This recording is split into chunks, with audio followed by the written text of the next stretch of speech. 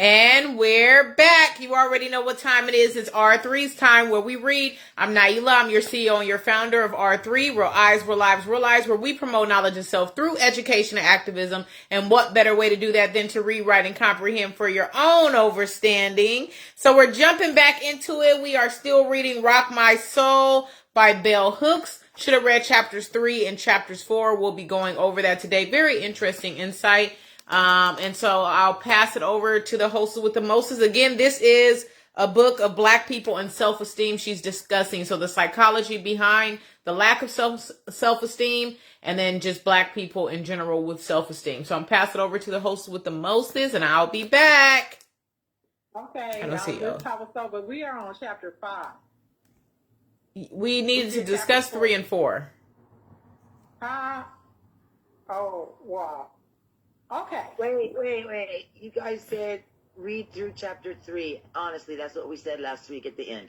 No, that's what she's saying too. I guess I'm reading ahead. Okay, well I could do, you said 3 and 4, so okay. I'll just focus on chapter 4 right now. This is How So, R3 Real Lives. You can get us at Facebook, Instagram, TikTok, YouTube, as well as the website, where you can follow for free. Sorry, I'm a little disorganized because I thought we were doing 5, but I'll go ahead and do 4.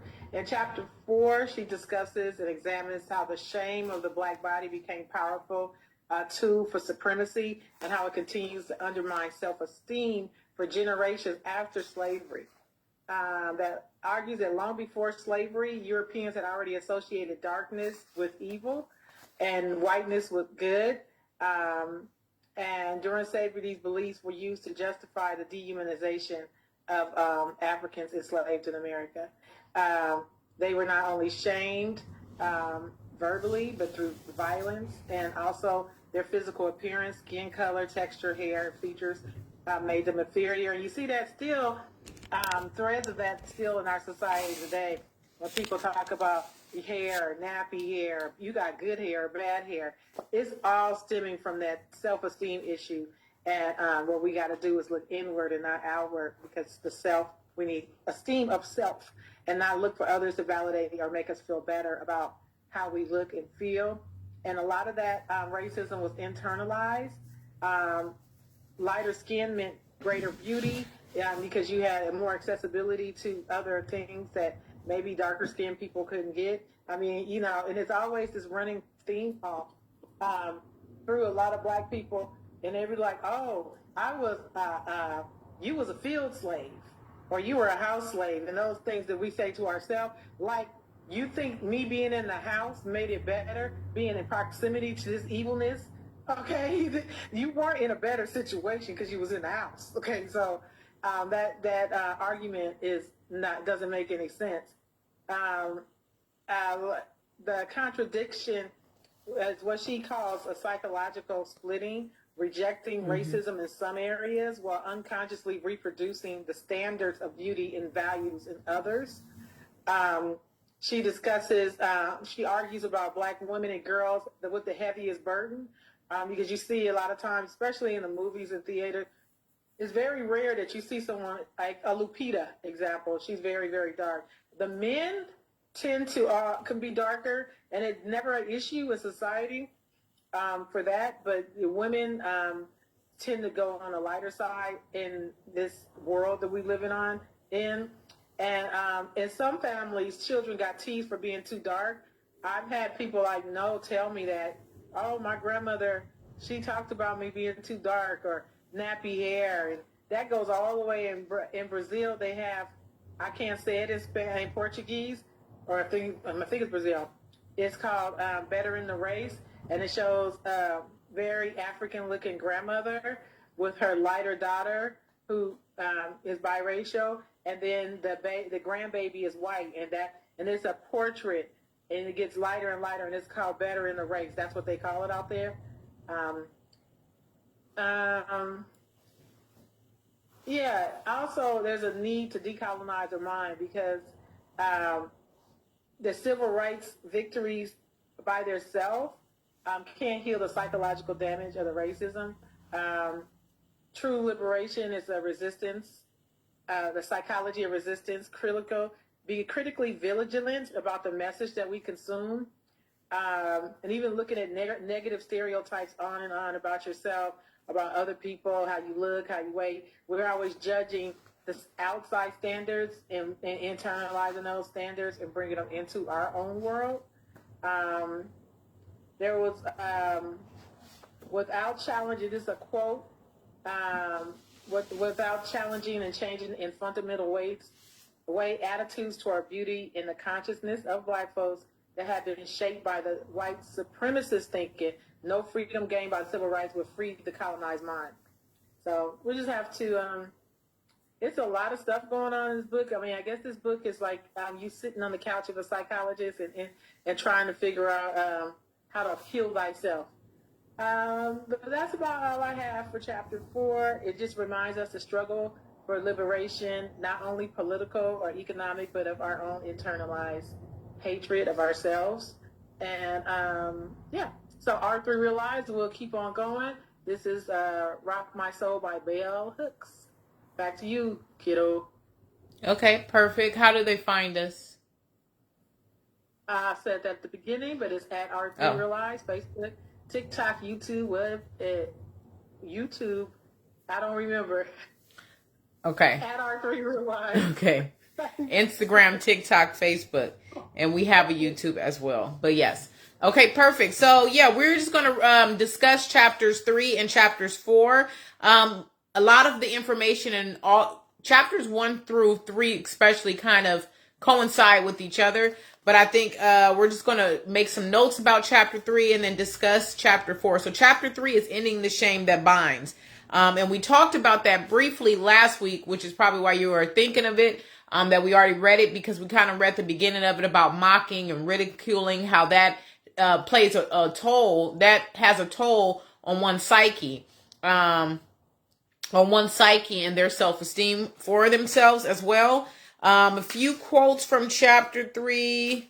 Well, that was a good one, actually. On page 36, she mentions the author, Bell Hooks, says, shaming is one way to intimidate and break the spirit. That is something that the people who enslaved us, I don't like to call them colonizers because you mentioned something already, which we learned about in Wretched of the Earth, and also Black Skin, White Mask by Frantz Fanon, about decolonizing the mind. So that's about thinking about yourself differently than what that oppression or dehumanization has placed on you. So giving someone the title of colonizers actually holds them to a high regard and self-esteem and power over you continuously. So the people who were enslaving human beings use that shaming factor in a way to intimidate and break the spirit. And the spirit is something that keeps you going and longing, right? And so that's where self-esteem comes into play, because you mentioned too the civil rights movement, and Bell Hooks really touches into that. I always say the worst thing that could happen for generation, my grandfather's generation and beyond that, and even after, is integration. Integration should have probably never happened, and that's just me. I'm gonna stand on it. Separate but equal is a movement that I was about and I'm still about, because after you are enslaved by another person, do you think they're just going to let you go? I had a question about that in the paper. Do you think your enslaver is just going to let you walk away with a signing of a paper, right? Juneteenth is coming up, and it makes us think about that as well. How although Abraham Lincoln signed the Emancipation Proclamation, even though it wasn't in a social media age, it took so long for the information to travel down to Galveston, Texas, because I will say that, yes, information wasn't spreading as fastly as it is now, but also because those people a little bit further away had more time to enslave people without everyone knowing. And just because you knew you were not a slave anymore, enslaved, didn't give you any extra credit, right? So it still has that effect on your self-esteem, knowing that you were somebody's property, and that still lingers around you. So shaming you, ridiculing you, mocking you is going to take a toll on your self-esteem. And when it comes to civil rights, she also mentions about how civil rights was more focused on equal education, more job opportunities, right? So having that alignment with whiteness in order for you to feel like you're accepted. That still does not address the issue of self-esteem. After someone beat and whipped you and tortured you and talked about your nose, your lips, your hair, your skin color, divided you against your family, stole you from your family, raped you, we have to say for the internet, so raped you, they even had breeding farms, right? And bred you like you were just cattle, like you were just sheep. That weighed heavily and broke the spirit internally. I wouldn't say overall we are always very overcoming people and tenacious people, but it breaks the spirit of your self-esteem. So I like that quote that she mentions on page 36. Just to jump over, you mentioned it, so I did want to touch on that, is the psychological splitting. She's going to mention this throughout the book. As you go along, you'll see psychological splitting. So it's kind of like, I would say it as, what's that character that has the half and half face? It's like a Marvel. I don't do cartoons, but I know it's in my head. Jackal, or what is that character?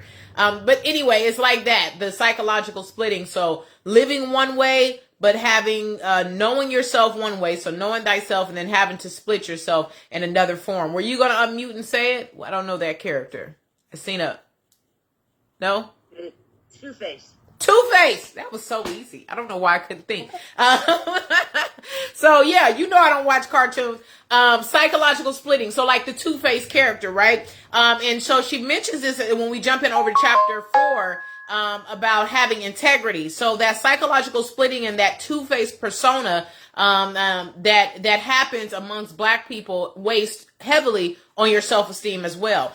And so she mentions on page 40, that's where I'll read the quote. Engaging in a form of psychological splitting, Black folks could resist racist thinking that suggested they were intellectual inferiors of whites, while not only accepting but perpetuating the notion that fairer skin made one more valuable. Now, I want to jump over to chapter 4 because she is going to reference it. Where am I? Chapter 4.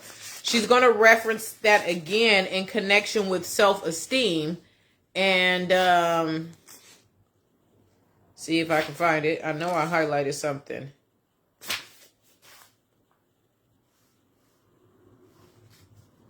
Okay, maybe I didn't. Oh. No, that's not it. So she's going to mention it again. I'll probably find it very shortly. That's how my mind is going to work. So she talks about that psychological splitting again. And we'll keep going from here. And I'll find the quote later and add it in. So one thing I wanted to read, you also pointed on that, how Black women and girls have harsher effect of slavery and on ourselves, also self-esteem. So that dehumanization really played a huge role. I will say that Black men have it internally that they don't realize. So although you see a lot of, Black men can play different roles, and she talks about that. You kind of summarized that perfectly. She talks about that in the movie culture, how Black men can kind of play any role depending on, it doesn't really matter their skin, but then Black women are always put in these certain limelight. So someone darker skin of a Black woman is usually the villain, right? Usually a servant. And then someone lighter skin is the one that's hopeful, the one that is looked after. Like she talks about Dorothy Dandridge being that standard. But I think for Black men, for Black men, it's internalized. I always call it self-hatred. If you see a lot of those Black men that go out and they marry white women, like Cat Williams said, you find the ugliest white woman and whatever he said, right?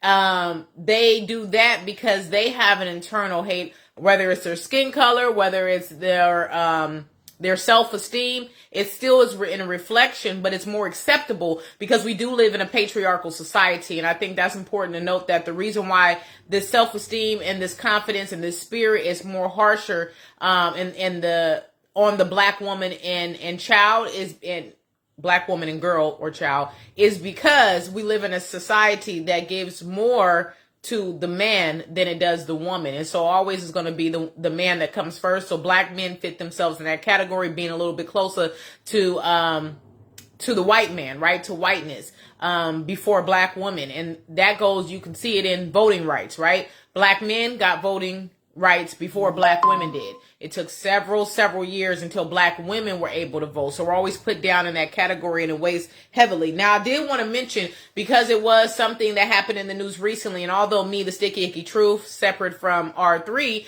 but I haven't spoke on it yet. Eventually I will. But how Michelle Obama, was ridiculed in public at that event. I don't want to give too much attention, media coverage and attention to Donald Trump. I only call people Mr. that I respect or their last name, but Donald Trump allows someone to go on stage with very low IQ score and talk negatively about Michelle Obama. The uproar and upsetness that the world is feeling about that, I don't really understand it, because this is where we have to understand that America's never going to change, and we have to stop trying to be a part of America and see ourselves in America. And like Malcolm X said, I do not expect, not Malcolm X, Huey P. Newton, I do not expect the media to show us positive black images, just like I don't expect them to speak highly of us at the same time. So we have to understand that. But this quote goes to the issue around that comment, and that why it's weighing heavily. And just to add, Michelle Obama is a beautiful, graceful, poised, intelligent, smart woman, period. Black woman at that. And so we need to have a high self-esteem about ourselves and not let people like that affect how we feel about ourselves or have so much outrage to get our attention that much. I think that is important to know for our community as well. And stand up for, stop watching the TV, turn it off. Don't give them any news coverage, things like that. And she talks about that too, about us taking power back in different ways, like boycotting like we used to, things like that. But on page 43, it says, writing about the impact of color caste politics in 1968, black psychiatrists Greer and Cobb simply explained its impact on black females, offering no way out. The Negro woman's black face, African features, and kinky hair are physical attributes which place her far from the American ideal of beauty and make her, with reference to the American ideal, ugly. When the feeling of ugliness is reinforced by rejection of family and society, the growing girl develops a feeling not only of being undesirable and unwanted, but also of being mutilated, of having been fashioned by nature in an ill-favored manner. The black woman's feeling of mutilation, both physical and cycle are strengthened by her experiences, and she is guarded from depreciation only by enfeebled narcissism. These two men were revered in the late 60s. They handed down the mental health verdict, and many black and white folks accepted their findings as gospel. Their work did not include any focus on oppositional consciousness or thinking. They did not look at the case where black females of all colors had resisted white supremacist thinking and offered strategies for positive mental health. They were fascinated by the problem. No one really examined the link between patriarchal patterns of desire and the reinscription of white supremacist thinking in black life. Without challenging and changing in a fundamental way attitudes towards beauty and the consciousness of black folks that have been shaped by white supremacist thinking, no freedom gained by civil rights would free the colonized mind. And I thought that was very, very important to just mention. No freedom gained by civil rights would free the colonized mind. We were so focused, and we are so focused on materialistic things, that at a time we forget about the mind, right? And we forget about that, how that's going to affect us for generations to come. And then it also just linking, again, the link between patriarchal patterns of desire and the reinscription of white supremacist thinking of black life. And I feel like that's where the psychological splitting happens as well in the black community, because on one hand, we have outrage, right, about the comments made. And anytime somebody that's white, makes these comments, we want to victimize and be like, oh, this is why America. But at the same time, we uplift that. If you see in the media, we applaud and give money and wealth and success to black men who aren't married to black women. We pay more attention to that, to lighter skinned women. You have that issue with Tyler, even though she's from, I believe that's her name that you're always talking about, from South Africa. And even though the colorism effect, in South Africa, we say it's different, but it's not. Same people, different time, different place, right? And so being I'm colored rather than I'm being black plays into that stereotypical role of whiteness once again. And so we see that in society, and we uplift these people who keep reinscribing whiteness and white supremacy on us, but then we get so upset and outraged at those comments that were made about our lovely Michelle Obama. So it's that psychological splitting as well, wanting to be accepted by society, but at the same time victimizing yourself and wanting to speak out about something. And that would jump into your integrity, right? And so I wanted to read that quote, and that quote again is on page, whatever page I just said it was on, because I said it and I can't find it. Oh, 43. Any comment there? And then I'm going to jump over. Oh, I found the quote again anyway. Another point I want to make, jump in at any time, is the rappers, right? I rap. I'm not here to promote myself on this channel, but I specifically rap because I'm inspired by those who have messages, not by people who degrade other people. Now, it might come into play if I got to tell you a few things, like first off, and I won't finish the sentence because someone hates when I start a sentence off that way. Shout out to Tupac. Happy birthday, Tupac, today. Sometimes you got to hit them up, okay? You got to hit them up. And I just want to put that out. This is the Real Book Club. Sometimes you got to hit them up and tell them pop, pop, pop, pop, pop, okay? But she mentions on page 48, the author Hooks, it says, in Black youth culture, while white supremacist aesthetics prevail, yet they are given their most graphic expression in the representation of the Black female, while Black male rappers create anti-racist lyrics that project critical consciousness, that consciousness stops when it comes to the Black female body. And so this is what it's talking about over and over, and people don't actually understand Tupac because they always like to put him in that category and say, oh, well, you call women bees and blah, blah. But then when he did make the song Keep Your Head Up, you know, nobody was listening to that, right? No, it's big now, but he even said, I dropped the song, and if you listen to my music, then you would know I did this for you. And it's two different bees and queens. It's two different things, right, Dr. Umar, okay? But I just wanted to make that note that she references the rappers, and that is a huge thing that happens in rap nowadays, in any actually form of music. I don't like to just put it on rappers. It's our responsibility as the people to hold them to a high standard of integrity, or don't listen and uplift them to these places that deemed success or wealth, right? But she mentions that on page 43 about them having anti-racist lyrics and acting like they have critical consciousness, but at the same time not applying that when it comes to Black female bodies. Can you read that sentence again? On page 48, first paragraph, in Black youth culture, white supremacist aesthetics prevail, yet they are given their most graphic expressions and representation of the Black female, while Black male rappers create anti-racist lyrics that project critical consciousness, that consciousness stops when it comes to the Black female body. Thank you. You're welcome. And then back to the psychological splitting on page 49, I found the quote that I wanted to read too. Just read a little bit up. Last paragraph, second to last sentence. A dangerous form of psychological splitting had to have taken place, and it continues to take place in the psyches of many African Americans who can, on one hand, oppose racism, and then on the other hand, passively absorb ways of thinking about beauty that are rooted in white supremacist thought. Again, that's, for example, you know, your sports players. I can't name them because I don't do sports unless they cash me a check to watch.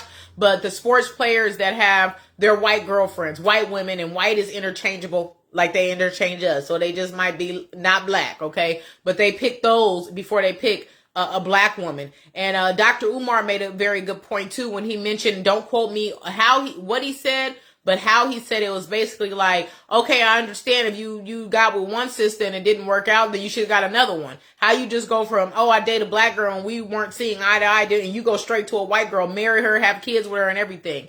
So it's a conscious decision when they do that. And that is because, again, adding to that white supremacist being close proximity to whiteness, what we learned before too. Okay, on page 51, the logic of white supremacy equates loving Blackness with being anti-white. As a consequence, Black folks who choose to love themselves may appear to most white folks as threats. That would be me. I say aloud, I'm black and I'm proud. On the internet, I'm black and I'm proud. It don't matter what you say. It don't matter what happens. I'm black and I'm proud. I get that a lot as well. Because I am so black, it can be seen as a threat in the workplace. Because I'm so black, I will say it out loud in a meeting. I will be the first to acknowledge I do not celebrate this, and I'm looked at as a threat, right? You're looked down as a threat, or people think you're difficult, or you're not assimilating. So that's a good quote to add on page 51. And then she even goes on to say a few sentences down, all black folks are pressured to assimilate. To end that chapter, her statement, you mentioned it again, 53, last sentence, when we decolonize our minds, we can maintain healthy self-esteem despite the racism and white supremacy that surrounds us. So that kind of sums up for chapter 3. Anybody want to add anything? And then we'll skip over to chapter 4 and that's it. Anything? No? I just wanted to go back when you were talking about the circus on the lawn at the White House. I don't want to give it any more names than just the circus on the lawn. Turn the TV off. Like, I just, we go back to Kendrick Lamar. Turn this TV off. Okay? Every time I see it, I'm like, oh, nope. Like, at the very least, change the channel. Go somewhere where you're not shown as following that person or that spectacle, right? We have to be real about what we're doing and how we're contributing. And every time we watch those things, that's a tick. That's another number that says they got another number. They had 1 million viewers. They had 10 million. They had 100 million. We can't be part of that hundreds of millions to feed into that. Correct. You talking to us? Because we don't hear you. Continually listening to stuff and watching stuff like that kind of goes into your psyche. You're reinforcing negative things by continually watching negative people. It's like you wouldn't hang out with a group of drug addicts and they in the den doing drugs. You wouldn't just sit there and talk to them. You would leave unless you're, that's your thing. But you're not gonna leave. You're not gonna sit there while somebody's smoking crack or doing stuff. You're gonna leave, and that's equivalent to smoking crack. Don't watch that. Okay, exactly. Okay, perfect. And then we have like 10 minutes left, so I'll make it quick. But chapter 4 is living with integrity. She makes several points. To sum it up, for me, integrity is doing what's right even when no one's looking, right? Similar to the smoking crack thing that you mentioned, or similar to the circus on the lawn, right? If you're not in the circus, why are you going to join it, entertain it? If you don't smoke crack, why are you around it and entertaining it? Very similar, but she makes profound statements, and I'll just read my quotes with less explanation because, again, integrity is something we should understand. But living with integrity, on page 59, last paragraph, she says, those of us who decolonized our minds were attempting to follow the revolutionary, constructive, oppositional values of our ancestors, yet still develop the skills needed to succeed in the existing social order. On page 61, she says, no, I got to read the last. So on page 60, last sentence over to 61, it says, 60, last paragraph. A crisis of values led many black folks coming out of these experiences to behave in ways that created intense inner turmoil and conflict. Writing about the practice of personal integrity, Braden states, when we behave in ways that conflict with our judgment of what is appropriate, we lose face in our own eyes. We respect ourselves less. If the policy becomes habitual, we trust ourselves less or cease to trust ourselves at all. Significantly, Braden writes that the practice of personal integrity usually requires us to ask the question, am I honest, reliable, and trustworthy? Do I keep my promises? Do I do things I say I admire? And do I avoid things I say I deplore? Am I fair and just in my dealings with others? And my quote I highlighted on page 61, inner turmoil over issues of personal integrity has intensified among black people of all classes as the ethics of greed have become a norm in our society. And again, that goes back to celebrities. That goes back to sports players. That goes back to just in society overall. When you have greed, a lot of the people that are greedy play into the social class, right? They also play into the colorist caste system that was developed, and now it's become a political thing. So you'll see that, and that's all surrounded around greed. We live in a capitalist society, right?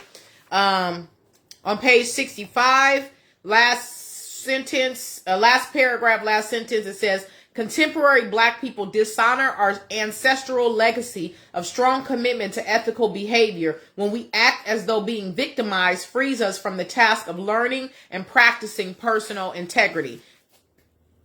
Hold on.